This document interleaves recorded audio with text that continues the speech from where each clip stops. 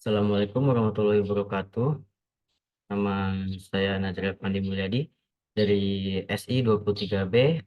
Ini saya akan menjelaskan atau presentasi tentang struktur data dengan tema binary tree, graph, dan hash untuk memenuhi ujian akhir semester.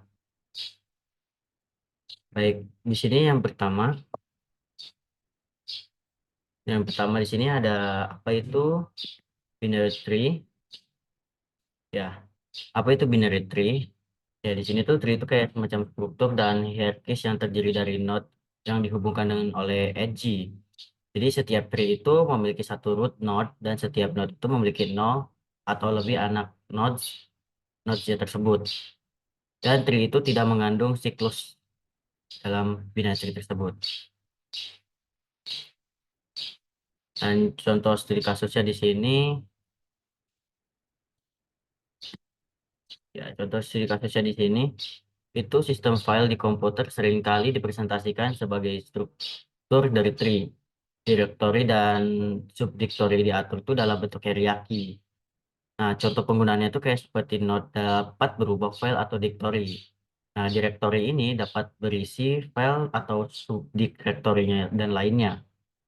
Misalkan seperti kayak ada root direktorinya. Nah, di sini tuh ini ada level yang paling atas dari sistem file tersebut.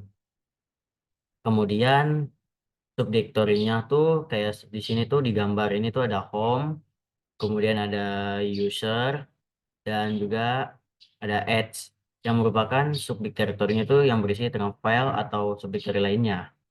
Nah, file-file yang ini tuh merupakan elemen akhir dari dalam tree yang berisi data tersebut. Nah, yang kedua di sini tuh ada graph. Jadi graph itu kayak semacam struktur data yang terdiri dari simpul dan edge yang menghubungkan simpul-simpul tersebut. Nah, graph dapat berupa direct atau arahnya atau di undirect atau yang kayak tanpa arah tersebut. Nah, contoh di kasusnya di sini tuh kita akan pakai kasus jaringan transportasi. Nah, jadi di jaringan transportasi itu kayak seperti peta jalan atau sistem kereta dapat dipresentasikan sebagai grabnya ya. Nah, contohnya itu kayak setiap simpul mewakili stasiun atau kota dan setiap edge-nya mewakili rute atau jalan yang menghubungkan dua simpul. Nah, penjelasannya itu kayak semacam vertis atau stasiun keretanya atau kotanya atau edge. Edge itu kayak garisnya itu kayak rute keretanya atau jalan yang menghubungkan stasiun dan kota. Nah, bagi route ini merupakan sebenarnya ada stasiun A, ada stasiun B, kemudian ada stasiun C dan stasiun D. Nah, edge-nya itu kayak koneksi langsung antara stasiun A dan B. Nah, A dan C serta B dan D dan serta juga C dan D.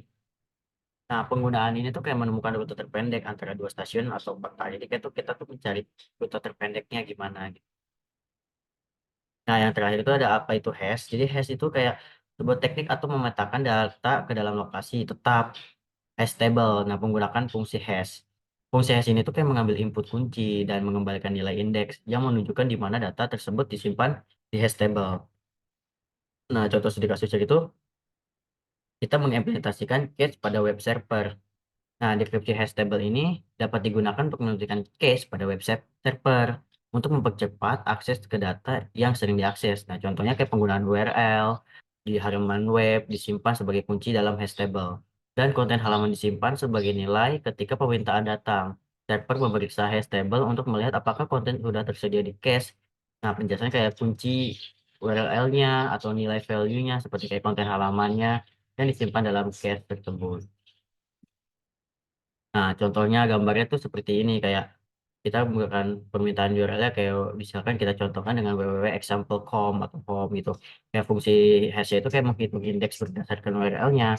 Kemudian kita memeriksa apakah konten sudah tersedia di lokasi yang dihitung dalam hash table-nya atau belum. Nah, penggunaannya jika kita ditemukan konten di dalam dari cache, jika tidak, maka konten diambil dari server dan disimpan dalam cache untuk permintaan berikutnya. Seperti itu. Nah, di sini merupakan saya mengambil referensi dari dasar teori, kemudian dari ajaran bahar pertemuan 13, dan saya juga mengambil dari algoritma dan struktur data praktikum 14 graph, dan terakhir saya menambahkan referensi dari Sparta, W dari Sparta, dan graph untuk persiapan UAS. Baik, terima kasih. Itu saja penjelasan dari saya untuk memenuhi syarat UAS ini. Mohon maaf jika ada kesalahan kata ataupun penjelasan yang kurang tidak berkenan atau tidak dipahami. Saya Nadira Effandi. Wassalamualaikum warahmatullahi wabarakatuh.